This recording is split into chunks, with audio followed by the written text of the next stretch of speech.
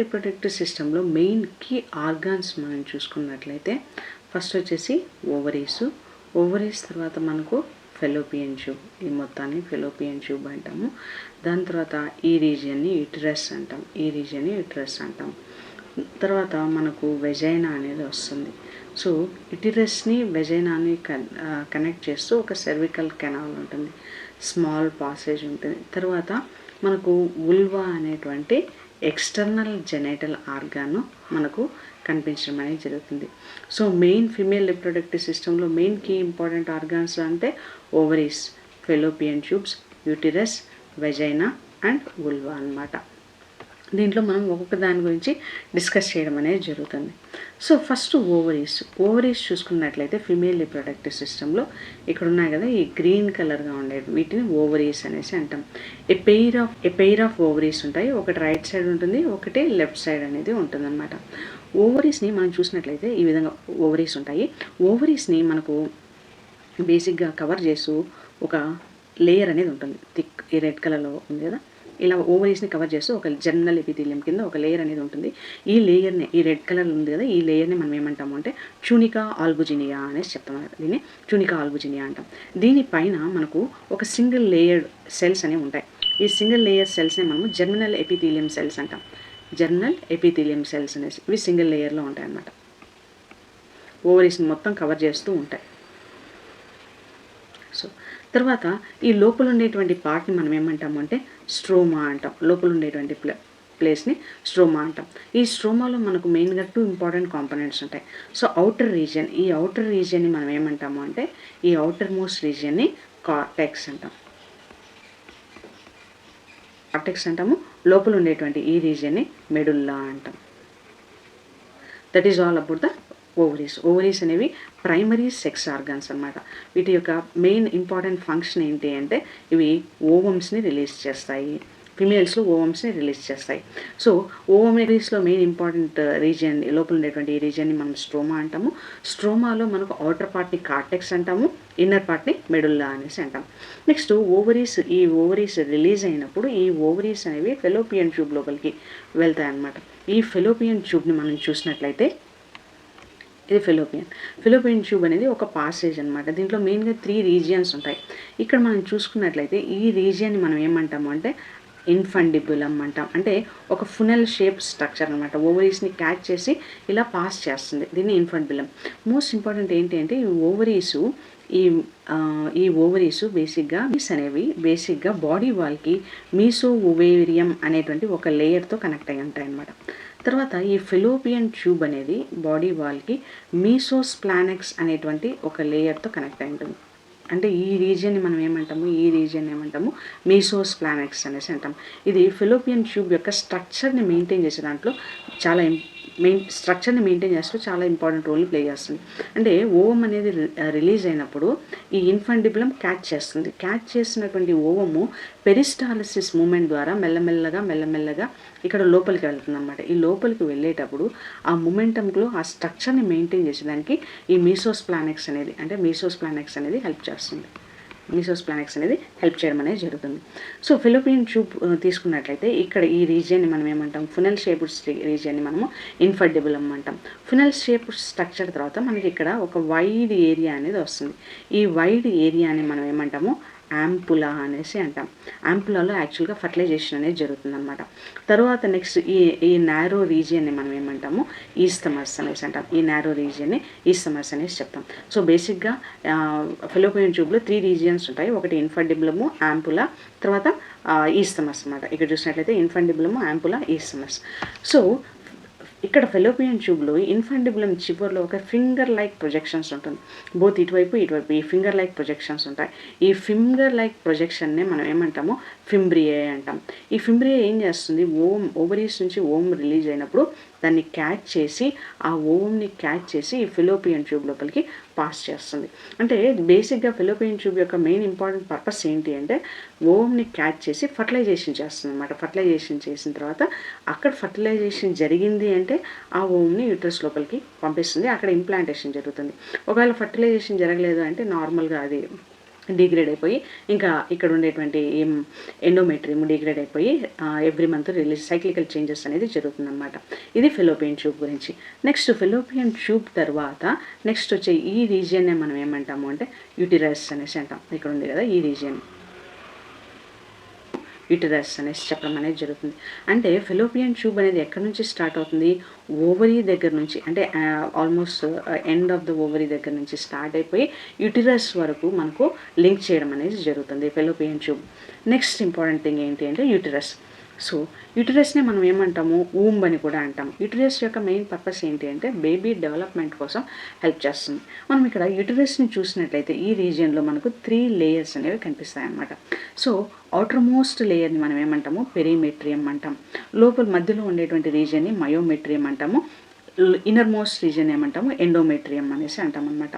కాకపోతే ఈ ఎండోమెట్రియం అనేది మనకి ఇక్కడ ఫోల్డ్స్గా ఉంది కదా, ఈ ఎండోమెట్రియం అనేది సైక్లికల్ చేంజెస్ అనేది జరుగుతుంది. అంటే ఎవ్రీ మంత్ కూడా ఈ ఎండోమెట్రియం అనేది మామూలుగా డిగ్రేడ్ అయిపోయి బయటకు వచ్చేయడం అనేది బ్లడ్ రూపంలో బయటకు వచ్చేయడం అనేది జరుగుతుంది ఈ ఎండోమెట్రియం.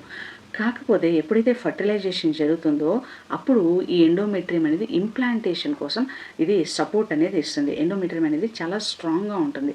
సో యూటరస్ని ఊంబ్ అనేసి చెప్తాము. ఊంబ్ దేనికి హెల్ప్ చేస్తుంది, బేసిక్గా బేబీని హోల్డ్ చేయడానికి హెల్ప్ చేస్తుంది. ఇది యూటరస్ గురించి. యూటరస్ తర్వాత మనకు యూటరస్ని ఇక్కడ ఉన్నటువంటి ఈ వెజైనాని కనెక్ట్ చేస్తూ మనకు ఒక చిన్న పాసేజ్ గేట్వే ఉంటుంది. ఈ పాసేజ్ డోర్నే మనం ఏమంటాము అంటే సెర్వికల్ కెనాల్ అనేసి అంటాం. సో ఈ సెర్వికల్ కెనాల్ ప్లస్ వెజైనా ఈ రెండింటిని కలిపి మనము బర్త్ కెనాల్ అనేసి చెప్పడం జరుగుతుంది. బర్త్ కెనాల్ అంటే బేబీ బయటకు వచ్చేటువంటి ఎగ్జిట్ డోర్ అనమాట. బర్త్ కెనాల్ చెప్పడం అనేది జరుగుతుంది. Next vagina. సో యూటిరస్ తర్వాత సెర్వికల్ కెనాల్ ద్వారా మనకు వెజైనా అనేది కనెక్ట్ అవుతుంది. వెజైనా అనేది అవుట్ సైడ్ అనమాట, సెర్వెక్స్ బయట అనేది ఉంటుంది. ఇది ఒక మస్కులర్ ట్యూబ్. ఇది బేసిక్గా చాలా ఇంపార్టెంట్ ఏంటి అంటే ఇది నాన్ కెరాటినైజ్డ్ ఎపిథీలియం, స్ట్రాటిఫైడ్ ఎపిథీలియంతో ఫామ్ అయి ఉంటుంది. ప్లస్ ఇది ఒక వాస్కులార్ స్ట్రక్చర్. వెజైనా అనేది ఒక వాస్కులార్ స్ట్రక్చర్. నెక్స్ట్ బేసిక్గా ఇది అవుట్ సైడ్ డోర్ అనమాట, ఉల్వాతో కనెక్ట్ అయి ఉంటుంది. ఉల్వా అనేది ఎక్స్టర్నల్ జెనిటల్ ఆర్గాన్ అనమాట. సో మనం ఉల్వాని చూసినట్లయితే మనకు 2 ఆరిఫిస్లు ఉంటాయి, అంటే 2 ఓపెనింగ్స్ అనేవి ఉంటాయి. ఒక ఓపెనింగ్ ఏమంటాము, యురెథ్రల్ ఓపెనింగ్ అంటాం. అంటే దీంట్లో బేసిక్గా ఏం జరుగుతుంది, యూరిన్ అనేది పాస్ అవుతుంది. నెక్స్ట్ రీజియన్ మనం ఓపెనింగ్ ఏమంటాము అంటే వెజైనల్ ఓపెనింగ్ అంటాం. దీన్నే ఆరిఫిస్ అంటే ఓపెనింగ్, వెజైనల్ ఆరిఫిస్ అనేసి అంటాం. ఇక్కడ మనకి ఏంటి అంటే ఈ వెజైనల్ ఓపెనింగ్లో దీన్ని పార్షియల్గా కవర్ చేస్తూ ఒక లేయర్ ఉంటుంది, పార్షియల్లీ కవరింగ్ లేయర్. ఈ లేయర్నే మనం ఏమంటాము, హైమన్ అనేసి అంటాం. హైమన్ ఇది పార్షియల్లీ కవరింగ్ లేయర్ అనమాట, ప్రొటెక్టివ్ మెంబ్రేన్ అనమాట. తర్వాత మనకు వెజైనాని కవర్ చేస్తూ లేబియా మేజోరా, లేబియా మైనోరా అనేటువంటి ఈ ఎక్స్టర్నల్ రీజియన్స్ ఉంటాయన్నమాట. దీన్నేమో లేబియా మైనోరా అంటాం. లేబియా మైనోరా. ఇక్కడైతే లేబియా మైనోరా ఇక్కడ జాయిన్ అవుతుందో ఇక్కడ మనకు ఒక సెన్సరీ కంట్రోల్ ప్యానెల్ ఉంటుంది. దీన్నే మనం ఏమంటాము అంటే క్లైటోరిస్ అంటాం. ఈ క్లైటోరిస్ యొక్క మెయిన్ ఇది almost it is equal to penis అనమాట. దీంట్లో మనకు బేసిక్గా ఎరెక్టైల్ టిష్యూ ఉంటుంది. దాన్నే మనం ఏమంటాము అంటే కార్పోరా క్యావర్నోజా అంటాం. ఇది ఎరెక్టైల్ టిష్యూ. ఇది పెనిస్కి ఆల్మోస్ట్ హోమోలాగస్గా మనకు ఫిమేల్స్లో ఉంటుందన్నమాట. తర్వాత ఈ అవుటర్ లేయర్ని అంటే లేబియా మైనోరాని కవర్ చేస్తూ మనకు ఇంకొక లేయర్ ఉంటుంది. దాన్ని మనం ఏమంటాము లేబియా మేజోరా అంటాం. దీని తర్వాత మనకు ఫ్యాటీ టిష్యూ ఉంటుంది. ఆ ఫ్యాటీ టిష్యూ పైన మనకు స్కిన్ ఉండి దాని మీద ప్యూబిక్ హెయిర్ అనేది ఉంటుంది. దాన్ని మనం మూన్స్ ప్యూబిస్ అని చెప్పడం జరుగుతుంది అనమాట. So this is all about the vulva. So vulva అనేది ఎక్స్టర్నల్ జెనిటీలియా అనమాట, బయటకు ఎగ్జిట్ అయ్యేటువంటి జెనిటీలియా. దీంట్లో మెయిన్గా మనం గుర్తుంచుకోవాల్సింది ఏంటి అంటే దీంట్లో రెండు ఓపెనింగ్ ఉంటుంది. ఒకటి యూరినరీ ఆరిఫిస్, రెండు వెజనల్ ఆరిఫిస్. యూరినరీ ఆరిఫిస్ ద్వారా మనకి ఏమవుతుంది, యూరిన్ అనేది పాస్ అవుతుంది. సో వెజనల్ ఆరిఫిస్ని కవర్ చేస్తూ ఒక పార్షియలీ కవర్డ్ మెంబ్రెయిన్ ఉంటుంది, దాన్ని మనము హైమన్ అనేసి అంటాం. తర్వాత దీన్ని కవర్ చేస్తూ లేబియా మైనోరా ఉంటుంది. లేబియా మైనోరా ఎడ్జెస్లో మనకి ఏం కనిపిస్తుంది అంటే క్లైటోరిస్ అనేది కనిపిస్తుంది. ఈ క్లైటోరిస్ అనేది హోమోలాగస్ టు పెనిస్. దీంట్లో కార్పోరా క్యావర్నోజా అనేటువంటి టిష్యూ ఉంటుంది. దీని యొక్క ప్రైమరీ పర్పస్ ఏంటి అంటే ఎరెక్టైల్ టిష్యూ అనమాట, ఎరెక్టైల్ టిష్యూ. తర్వాత మనకు ఫ్యాటీ టిష్యూ ఉంటుంది, దాన్ని కవర్ చేస్తూ స్కిన్, ప్యూబిక్ హెయిర్ ఉంటుంది. దాన్ని మనం ఏమంటాము మోన్స్ ప్యూబిస్ అని చెప్పడం జరుగుతుంది. తర్వాత ఫిమేల్ రిప్రొడక్టివ్ సిస్టంలో యాక్సెసరీ గ్లాండ్స్ని తీసుకున్నట్లయితే రెండు ప్యూబిక్ రీజియన్లో గ్లాండ్స్ ఉంటాయి. వాటిని ఏమంటాము బార్తోలిన్ గ్లాండ్స్, స్కెన్స్ గ్లాండ్స్ అంటాం. బార్తోలిన్ గ్లాండ్స్ రెండు ఉంటాయి. ఇవి బేసిక్గా మనకు పోస్టీరియర్లో ఉంటాయి అన్నమాట, పోస్టీరియర్లో. సో ఇవి యాంటీరియర్ రీజియన్లో స్కెన్స్ గ్లాండ్స్ ఉంటాయి, ఇవి మెనీ ఉంటాయి మనకు. తర్వాత మెమరీ గ్లాండ్స్ అనేవి థొరాక్స్ రీజియన్లో ఉంటాయి. థొరాక్స్ రీజియన్లో 1 పెయిర్ అనేవి ఉంటాయి మెమరీ గ్లాండ్స్. తర్వాత ఫస్ట్ బార్తోలిన్ గ్లాండ్స్ మనం తీసుకున్నట్లయితే ఇది Bartholin glands. Bartholin glands almost homologous to bulbourethral glands. మేల్స్లో బల్బో ఎరిథ్రల్ గ్లాండ్స్కి ఇవి ఈక్వలెంట్ అనమాట.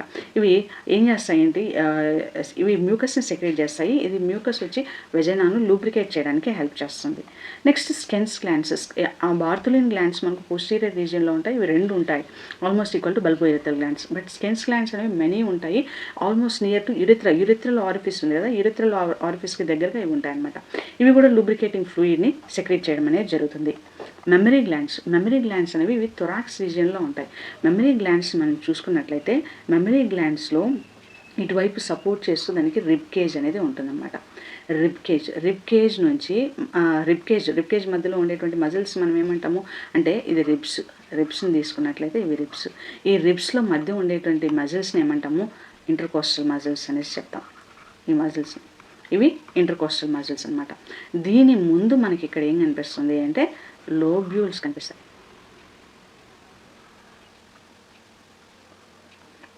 ఇలా దీంట్లో మనకు మెమరీ లోబ్స్ అనేవి కనిపిస్తాయి.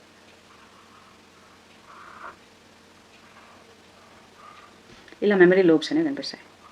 ఈ మెమరీ లోబ్స్ లోపల మనం చూసినట్లయితే మనకు ఆల్వియోలై అనేటువంటి ఈ టిష్యూ కనిపిస్తుంది. మెమరీ గ్లాండ్లో మనకు ఫస్ట్ ఒకటేమో గ్లాండ్యులార్ పార్ట్ ఉంటుంది, ఈ గ్లాండ్యులార్ రీజియన్ అనేది కాన్స్టెంట్గా ఉంటుంది. ప్రతి పర్సన్లోనూ ఇది కాన్స్టెంట్గా ఉంటుంది. రెండోది వేరియబుల్ రీజియన్ వచ్చేసి ఏంటి అంటే ఫ్యాటీ టిష్యూ అనేది ఒక పర్సన్ వేరియబుల్ అవుతుంది. గ్లాండ్యులార్ రీజియన్ అనేది కాన్స్టెంట్గా ఉంటుంది. ఇప్పుడు ఇక్కడ ఆల్వియోలై తీసుకున్నట్లయితే ఆల్వియోలైలో మనకి ఏం సెక్రెట్ అవుతుంది, మెయిన్గా ఆల్వియోలైలో మనకు మిల్క్ అనేది సెక్రెట్ అవుతుంది, మిల్క్ అనేది ప్రొడ్యూస్ అవుతుంది. ఈ సెక్రెట్ అయినటువంటి ఈ మిల్క్ అంతా కలిసి మెమరీ ట్యూబ్యూల్ లోపలికి రిలీజ్ అవుతుంది. దీన్ని ఏమంటాము మెమరీ ట్యూబ్యూల్స్ అనేసి అంటాం. ఈ ట్యూబ్యూల్స్ అన్నీ కలిసి ఒక డక్ట్ని ఫామ్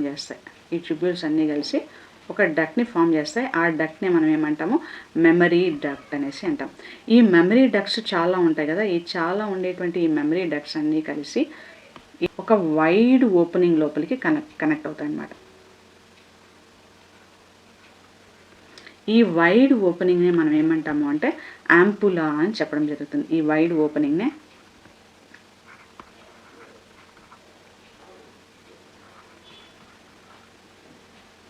యాంపులా అంటాం. ఆ తర్వాత యాంపులా అనేది లాక్టిఫెరస్ డక్ట్ ద్వారా మనకు బయటకు మిల్క్ని రిలీజ్ చేస్తుంది.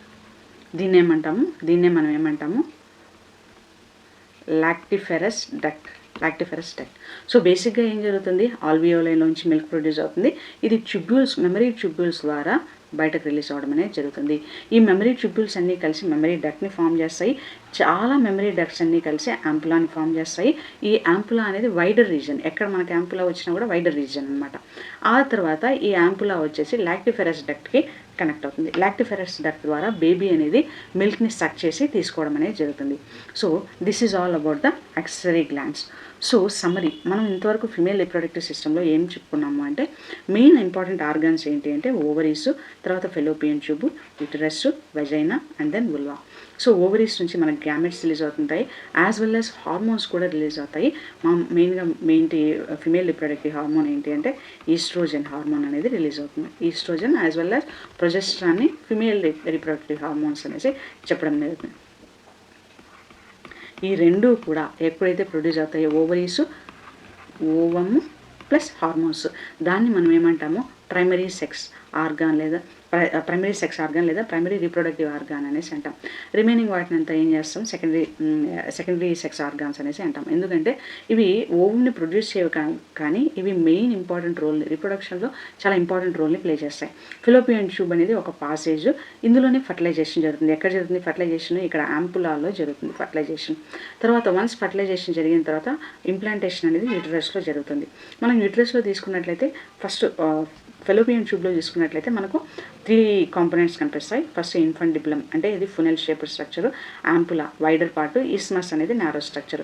యాంపులాలో మనము ఇన్ఫంట్ డిప్లమ్లో చూసుకున్నట్లయితే ఫింగర్ లైక్ ప్రొజెక్షన్స్ ఉంటాయి, దీన్నే మనం ఏమంటాము ఫెంబ్రియా అనేసి అంటాం. నెక్స్ట్ వచ్చేసి యూటరస్లో మనం తీసుకున్నట్లయితే దీంట్లో 3 మెయిన్ లేయర్స్ ఉంటాయి. అవుటర్ మోస్ట్ లేయర్ని పెరిమెట్రియం అంటాము, మధ్యలో ఉండేదాన్ని మయోమెట్రియం అంటాము, ఇన్నర్ మోస్ట్ లేయర్ని ఎండోమెట్రియం అంటాము.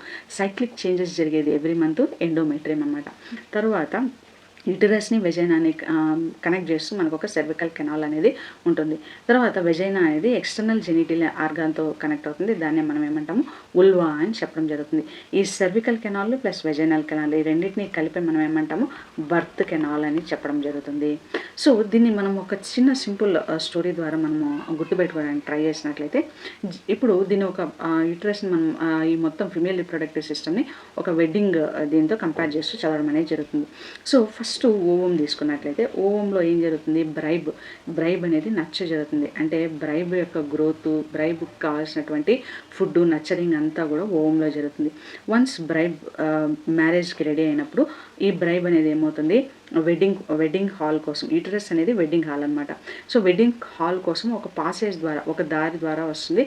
ఆ రూట్ని ఆ పాసేజ్ని మనం ఏమంటాము ఫెలోపియన్ ట్యూబ్ అనేసి అంటాం. సో ఎలాగైతే మనము బ్రైబ్ అనేది వస్తుందో బ్రైడ్ గ్రూమ్ కూడా అదే పాసేజ్ ద్వారా వస్తారు. బ్రైడ్ అండ్ బ్రైడ్ గ్రూమ్ కలిసేటువంటి ఏరియానే మనం ఏమంటాము యాంపులా అనేసి అంటాం అనమాట. సో వన్స్ ఫర్టిలైజేషన్ జరిగిన తర్వాత యాంపులాలో వన్స్ ఒకరినొకరు చూసుకున్న తర్వాత, అంటే బ్రైడ్ గ్రూము బ్రైడ్ ఇద్దరు ఒకరినొకరు చూసుకున్న తర్వాత వీళ్ళిద్దరూ ఏం చేస్తారు పెళ్లి మండపం కోసం వస్తారు, అంటే వెడ్డింగ్ హాల్ దగ్గరికి వస్తారు. ఈ వెడ్డింగ్ హాల్ని మనం ఏమంటాము యూటరస్ అని చెప్తాం. ఎవ్రీ మ్యారేజ్కి కూడా మనకేమవుతుంది ఈ వెడ్డింగ్ హాల్ అనేది వాటి యొక్క డెకరేషన్ చేంజ్ అవుతూ ఉంటుంది. ఆ చేంజింగ్ డెకరేషన్ని మనం ఏమంటాము ఎండోమెట్రియం అనేసి చెప్తామన్నమాట. తర్వాత ఈ వెడ్డింగ్ హాల్కి ఇంకొక గేట్ కూడా ఉంది, అంటే బ్రైడ్ గ్రూమ్ వచ్చేటువంటి గేటే కాకుండా ఇంకొక పాసేజ్ కూడా ఉంది. ఆ వెడ్డింగ్ హాల్ యొక్క పాసేజ్ని మనం ఏమంటాము దీన్ని వెల్కమ్ గేట్. ఆ వెల్కమ్ గేట్ని మనం ఏమంటాము ఉల్వా అండ్ వెజైనా అని చెప్పడం అనేది జరుగుతుంది. ఈ విధంగా మనము కోరిలేట్ చేస్తూ చదవడం వల్ల మనకు ఈజీగా గుర్తుపెట్టుకోవడం అనేది, అంటే తక్కువ టైంలో మెమరైజేషన్ అనేది జరుగుతుంది. ఇప్పుడు మొత్తం ఫీమేల్ రిప్రొడక్టివ్ సిస్టమ్ని మనం ఒక చిన్న సెంటెన్స్లో చెప్పగలిగినట్లయితే, అంటే brides path to wedding hall and welcome gate. Brides ఏంటి ఓవరీస్ అనేవి బ్రైడ్స్ అనమాట. పాత్ ఏంటి fallopian tube. So wedding hall ఏంటి యూటరస్ అనమాట. సో ఉల్వా అండ్ వెజైనా అనేది వెల్కమ్ గేట్ అనమాట, అదనమాట. తర్వాత యాక్సరీ గ్లాండ్స్ని తీసుకున్నట్లయితే మనకు మెయిన్గా 3 యాక్సరీ గ్లాండ్స్ ఉన్నాయి కదా, దాన్ని మనము BSM lubricate protect and milk అన్నాం అనమాట. బిఎస్ఎంలో బి అనేది బార్థలిన్ గ్లాండ్స్ని రిప్రజెంట్ చేస్తుంది, ఎస్ అనేది స్కెన్స్ గ్లాండ్స్ని, ఎం అనేది మెమరీ గ్లాండ్ని రిప్రజెంట్ చేస్తుంది. బార్థలిన్ గ్లాండ్స్ ఏం చేస్తాయి లూబ్రికేటింగ్ మ్యూకస్ని సెక్రేట్ చేస్తాయి. ఇది ఏం చేస్తుంది లూబ్రికేట్ అయ్యి.